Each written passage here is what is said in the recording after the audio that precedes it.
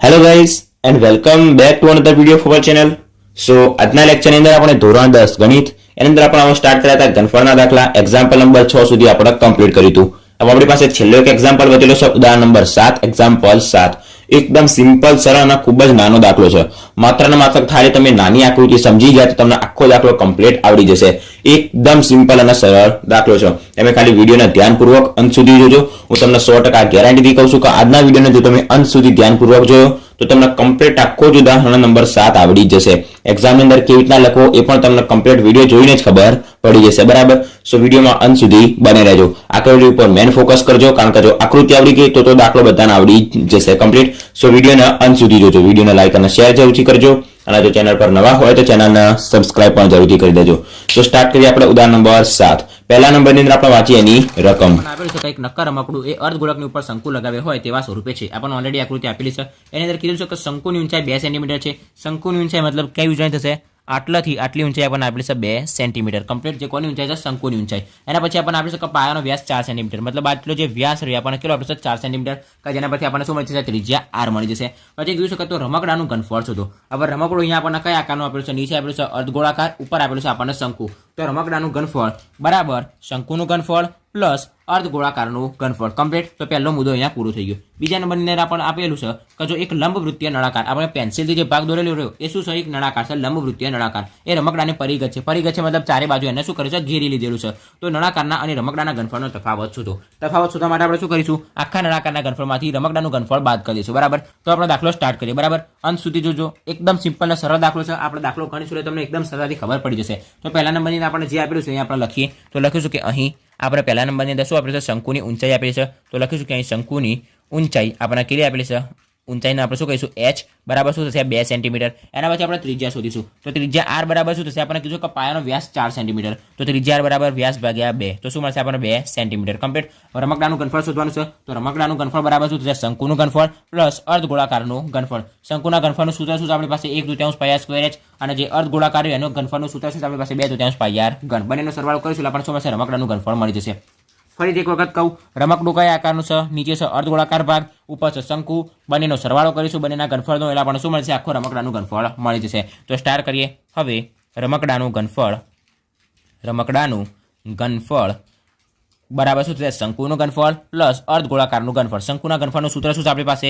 1/3 પાઈ r square h plus અર્ધગોળાકારના ઘનફળનું સૂત્ર છે 2/3 પાઈ r ઘન. બરાબર, જે કોમન નીકળો તો કોમન કાઢીએ. અહીંયાથી આપણે 1/3 કોમન કાઢીએ. 1/3 તમે સમજતા છો, 1/3 કોમન નીકળશે તો અહીંયા ઓલરેડી 2 વધશે. બરાબર, 2 ગુણ્યા 1 કહેવાય તો 1/3 કોમન નીકળી જશે. બંને અંદર પાઈ પણ છે, બંને અંદર આમાં r સ્ક્વેર છે, આમાં r ઘન છે તો r સ્ક્વેર કોમન નીકળશે. અહીંયાથી પાઈ અને r સ્ક્વેર નીકળી ગયો તો શું વધશે? h. અહીંયાથી 1/3 નીકળી ગયા તો વધશે 2, પાઈ નીકળી ગયા અને r સ્ક્વેર નીકળી ગયા તો 1 વખત વધશે r. કમ્પ્લીટ. આ ખબર પડી ગઈ છે. તો બરાબર, હવે આપણે શું કરીએ? બધી કિંમત મૂકી દઈએ. તો 1/3 એમના એમ. આપણે પાઈની કિંમત કેટલી મૂકીએ? 22/7 ના 3.14 કેટલી છે? તો 3.14 ગુણ્યા આપણને r ની કિંમત અહીંયાથી કેટલી મળી? 2. તો r ની કિંમત લખીશું 2 ગુણ્યા 2. કોષમાં h આપણી પાસે કેટલો છે? એ પણ છે 2 પ્લસ 2 ગુણ્યા r ની કિંમત છે 2. કમ્પ્લીટ કિંમતમાં ખબર પડી ગઈ. તો બરાબર, હવે આપણે શું કરીએ? આનાથી કોઈ પ્રકારનો છેદ ઉડાડવો તો છેદ ઉડાડીએ, બાકી તો હાલ તો છેદ ઉડતો નથી. તો 1/3 પછી ગુણ્યા 3.14 એમના એમ અને ગુણ્યા શું થશે? 2 થશે 4 કમ્પ્લીટ. અહીંયા શું થશે? 2 પ્લસ 2 ગુણ્યા 2 થશે 4. તો 2 પ્લસ 4 કમ્પ્લીટ. તો બરાબર, હાલ પૂરતું આટલા એમનું એમ રાખીએ. 1/3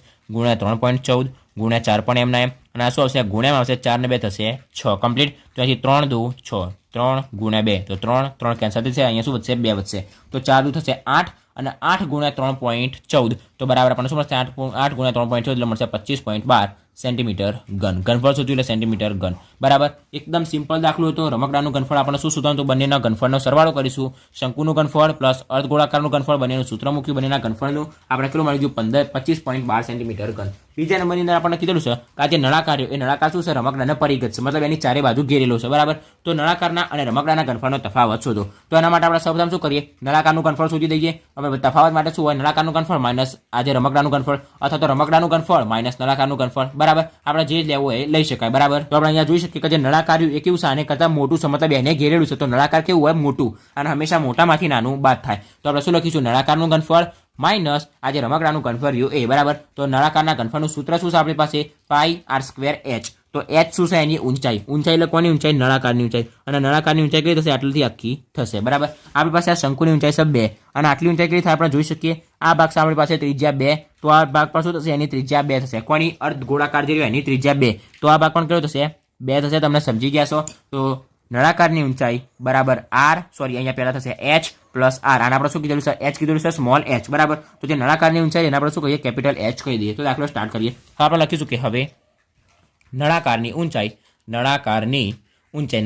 આપણે શું કહીએ કેપિટલ h કહીએ તો નળાકારની ઊંચાઈ કેપિટલ h બરાબર શું થશે આ શંકુની ઊંચાઈ પ્લસ અર્ધવર્તુળાકારની ઊંચાઈ શંકુની ઊંચાઈ છે h અને અર્ધવર્તુળની ઊંચાઈ કેટલી છે આપણી પાસે ત્રિજ્યા r તો આપણે શું લખીશું h પ્લસ r બરાબર બંનેની કિંમત કેટલી છે 2 પ્લસ 2 તો પણ h બરાબર શું મળશે 4 સેન્ટીમીટર કમ્પ્લીટ આપણે શું લખી શકાય શંકુની ઊંચાઈ પ્લસ અર્ધગોળકની ત્રિજ્યા અથવા તો શું કહેવાય અર્ધગોળકની ઊંચાઈ અથવા અર્ધગોળકની ત્રિજ્યા બંને કેવી હોય સરખી જ છે તો એ કેટલી થશે 2 પ્લસ 2 શું મળશે આપણને 4 તો આપણને નળાકારની ઊંચાઈ મળી ગઈ આપણે જે નળાકાર અને રમકડાના ઘનફળનો તફાવત શોધવાનો છે એની અંદર શું કહીશું નળાકારનું ઘનફળ માઇનસ અર્ધગોળાનું મતલબ આ રમકડાનું ઘનફળ ફરીથી કહું નળાકાર અને રમકડાના ઘનફળનો તફાવત બરાબર નળાકારનું ઘનફળ માઇનસ રમકડાનું ઘનફળ તો સ્ટાર્ટ કરીએ લખીશું કે હવે નળાકાર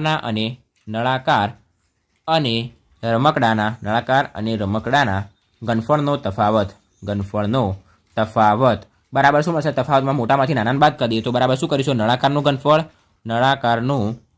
ઘનફળ અને માઇનસ આપણે જે રમકડાનું ઘનફળ મળ્યું એ માઇનસ રમકડાનું ઘનફળ નળાકારના ઘનફળનું સૂત્ર શું છે પાઈ r સ્ક્વેર h આપણે લઈશું કેપિટલ માઇનસ રમકડાનું ઘનફળ આપણને અહીંયાથી કેટલું મળ્યું 25.12 તો ડાયરેક્ટ માઇનસ કરી દઈશું 25.12 કમ્પ્લીટ હવે આપણે પાઈ r સ્ક્વેર h ની કિંમત શોધીએ તો બરાબર પાઈની કિંમત મૂકીશું 3.14 ગુણ્યા r કિલો આપણી પાસે r તો બધા માટે સેમ જ છે જે કેટલો થશે 2 છે તો 2 ગુણ્યા 2 થશે 4 ગુણ્યા h આપણને કેટલો મળે અહીંયાથી 4 અને માઇનસ આને આપણે શું કરી દઈએ કૌંસ કરી દઈએ માઇનસ શું થશે 25.12 તો બરાબર 4 ગુણ્યા 4 થશે 8 8 ગુણ્યા 3.14 કેટલા થશે 50.24 અને માઇનસ શું કરીશું 25.12 એ આપણે જોઈ શકીએ 50 એટલે શું વધશે બરાબર 25 વધશે અને 0.24માંથી બાદ જશે એટલે વધશે 12 તો 25.12 સેન્ટીમીટર ઘન શું મળી ગયું નળાકાર અને રમકડાના ઘનફળનો તફાવત મળી ગયો બરાબર કેટલો મળે 25.12 સેન્ટીમીટર ઘન એ આપણો ઉદાહરણ નંબર 7 એકદમ કમ્પ્લીટ થઈ ગયું બરાબર તમને આકૃતિની અંદર જો ખબર પડી ગઈ છે તો ગેરંટીથી કહું છું એને ઉદાહરણની અંદર ખબર પડી છે જો આકૃતિની અંદર ખબર નહીં પડી હોય તો દાખલાની અંદર સહેજ બી ટપ્પો નહીં પડે ફરીથી એક વખત તમને આકૃતિ સમજાવી દઉં